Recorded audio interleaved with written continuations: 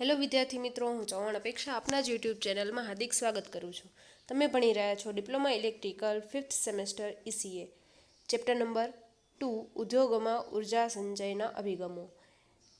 તેનામાં પાર્ટ 17ની અંદર આપણે લાઇટનિંગ સિસ્ટમ વિશે જોયેલું હતું કે ઘરગથ્થુ પ્રકાશ વ્યવસ્થા હશે તો કઈ કઈ ટાઈપનું ધ્યાન રાખવું જોઈશે, ઔદ્યોગિક પ્રકાશ વ્યવસ્થામાં કઈ બાબતોનું ધ્યાન રાખવાનું, રસ્તાની પ્રકાશ વ્યવસ્થામાં કઈ બાબતોનું ધ્યાન રાખવાનું, જેથી કરીને આપણે ઉર્જા સંચય કરી શકીએ, એનર્જી સેવિંગ કરી શકીએ અને ઇઝીલી આપણું વર્ક કરી શકીએ. બરાબર. આજનો ટોપિક છે એનર્જી એફિશિયન્ટ પ્રકાશ સ્ત્રોતનો ઉપયોગથી ઉર્જા સંચય. કયા કયા પ્રકાશ સ્ત્રોત આપણે ઉપયોગ કરશું તો એનર્જી ઉર્જામાં બચત થઈ શકશે. તો પહેલાંના જમાનામાં ફિલામેન્ટ લેમ્પનો યુઝ થતો. જ્યારે પ્રકાશ મેળવવા માટે પ્રકાશ સ્ત્રોતની પસંદગીનો કોઈ અવકાશ ન હતો ત્યારે બજારમાં માત્ર ફિલામેન્ટ લેમ્પનો જ યુઝ થતો. બરાબર. અને પછી ક્રમે ક્રમે નવી ટેકનોલોજી યુઝ થતી ગઈ અને નવી ડિઝાઇન આવતી ગઈ, એમ નવા નવા લેમ્પ જે છે એ બજારમાં આવતા થયા અને પરિણામે એની કિંમત વધારે હશે પણ એની એફિશિયન્સી પણ વધારે હશે. બરાબર. કિંમત એની વધારે હશે ફિલામેન્ટ લેમ્પ કરતાં, પણ સામે એનું આઉટપુટ વધારે મળશે અને વધારે પ્રકાશ મળશે, જેથી કરીને અમુક સમયમાં એની જે કિંમત હશે એ ભરપાઈ થઈ જાય, એનામાં વસૂલ થઈ જતી હોય છે. બરાબર. ભરપાઈ થઈ જતી હોય છે. હવે આવા કયા કયા લેમ્પ છે, બરાબર, તો એના વિશે જોશું. તો મુખ્યત્વે બે ટાઈપના લેમ્પ છે. કયા? તો પેલું ઇનકન્ડેન્સન્ટ લેમ્પ અને બીજો ડિસ્ચાર્જ લેમ્પ. બરાબર. ઇનકન્ડેન્સન્ટ લેમ્પમાં પણ 3 પ્રકાર છે. કયા કયા?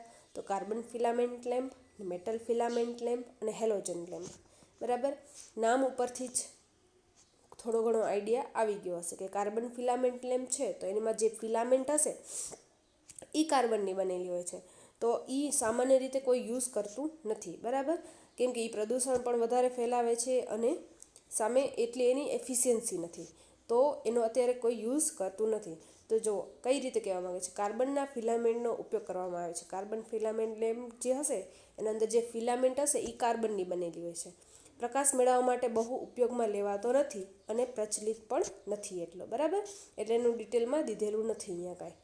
બીજો જોઈએ કે મેટલ ફિલામેન્ટ લેમ્પ.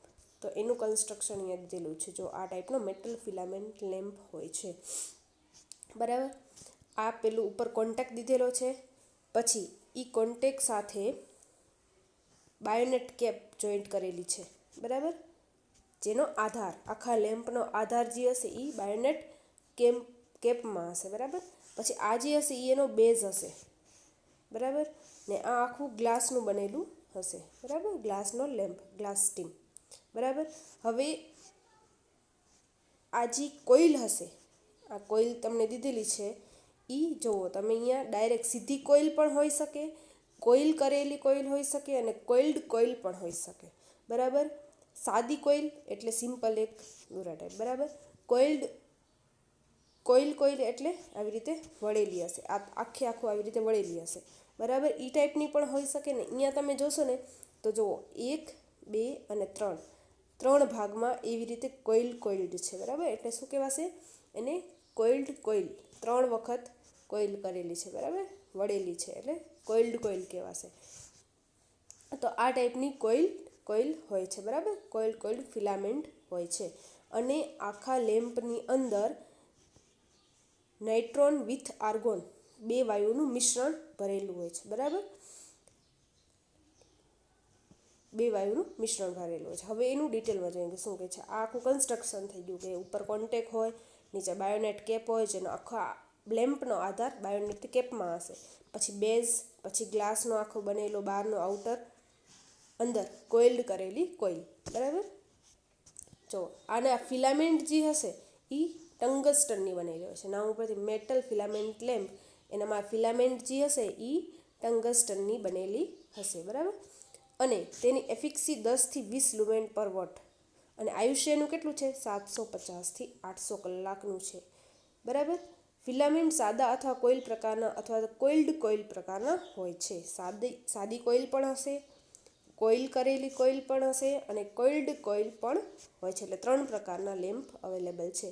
આવા લેમ્પ વેક્યુમ પ્રકારના અથવા તો ગેસ પૂરિત પ્રકારના હોય છે. વેક્યુમ પણ અહીંયા ફિલ કરી શકો તમે લેમ્પની અંદર, અને તમે વાયુ ગેસ પણ અંદર ભરી શકો, બરાબર. ગેસ પૂરિત પ્રકારમાં કયા કયા ગેસ હશે? તો નાઇટ્રોજન પ્લસ આર્ગોન, બરાબર, એનો ઉપયોગ કરવામાં આવે છે. અગર નાઇટ્રોજન પ્લસ આર્ગોન આપણે ફિલ કરીએ છીએ લેમ્પની અંદર, તો એનું આયુષ્ય જે હશે એ 1000 કલાકનું થઈ જશે. 750થી 800 કલાકનું હતું, એની જગ્યાએ 1000 કલાકનું થઈ જશે. અને આ પ્રકારના લેમ્પ ઓપરેટ થાય છે ત્યારે ઉષ્મા ઉત્પન્ન થાય છે. આથી એર કન્ડિશનિંગવાળી રૂમમાં આ બિનઉપયોગી છે, બરાબર. આ મેટલ ફિલામેન્ટના મુદ્દાઓ હતા, મેટલ ફિલામેન્ટ લેમ્પ, બરાબર.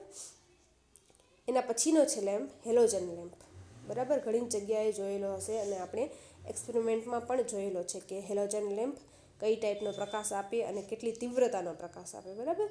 તો હેલોજન લેમ્પ જે છે એ ઊભી ધરી ઉપર પણ લાગી શકે ને આડી ધરી પણ લાગી શકે, પણ આડી ધરી ઉપર જે મોસ્ટ ઓફ યુઝ થાય છે, બરાબર, એ પ્રકારનો હોય છે. તો શું કહેવા માંગે છે? ટ્યુબમાં વેક્યુમ કર્યા બાદ ઉચ્ચ દબાણે હેલોજન ગેસ ભરવામાં આવે છે. આખી ટ્યુબ જે છે એ ટ્યુબને વેક્યુમ કરી નાખે, અંદરની જે વાતાવરણની હવા જે છે એને આખી બહાર કાઢી નાખે અને એના પછી અંદર ખૂબ જ ઊંચા દબાણે હેલોજન વાયુને ભરવામાં આવે. નળીમાં 2 છેડે ફિક્સ્ડ ટંગસ્ટનની ફિલામેન્ટ પિત્તળની કેપ મારફતે બેસાડેલી હોય છે. આ 2 જગ્યાએ ટંગસ્ટનની ફિલામેન્ટ પિત્તળની કેપ મારફતે બેસાડવામાં ફિક્સ કરવામાં આવે છે. આ લેમ્પને સામાન્ય રીતે આડી ધરી પર ફિટ કરવામાં આવે છે, બરાબર. આ રીતે આડી ધરી ઉપર ફિટ કરવામાં આવે છે. આપણે એક્સપેરિમેન્ટમાં જોયેલું જ છે કે કઈ રીતે એને ફિટ કરવામાં આવે છે, બરાબર, આડી ધરી ઉપર રાખતા આપણે. આ પ્રકારના લેમ્પ જે હશે એનો 650થી 1000 વોટથી વધુ ક્ષમતાવાળા બનાવવામાં આવે છે, બરાબર. એની એફિક્સી 25થી 35 લ્યુમેન પર વોટ છે. એનું આયુષ્ય કેટલું છે? 2000 કલાકનું છે, બરાબર. મેટલ ફિલામેન્ટ લેમ્પ કરતાં ડબલ. ઓલું આપણે નાઇટ્રોજન પ્લસ આર્ગોન વાયુ ભરતા ત્યારે એ 1000 કલાકનું મળતું. ઓમ સામાન્ય રીતે 750થી 800 કલાકનું છે, પણ નાઇટ્રોજન વિથ આર્ગોન ગેસ આપણે ફિલ કરતા ત્યારે 1000 કલાકનું થતું. જ્યારે હેલોજન લેમ્પ જે છે એનું આયુષ્ય જ 2000 કલાકનું છે, બરાબર.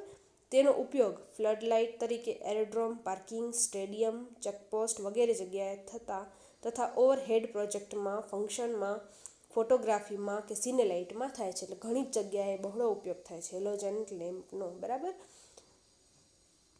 તો આ આપણે આટલા સુધીમાં 2 લેમ્પ જોયા, 3 લેમ્પ જોયા: carbon filament lamp, metal filament lamp અને હેલોજન લેમ્પ, બરાબર. આજનો ટોપિક અત્યાર સુધી.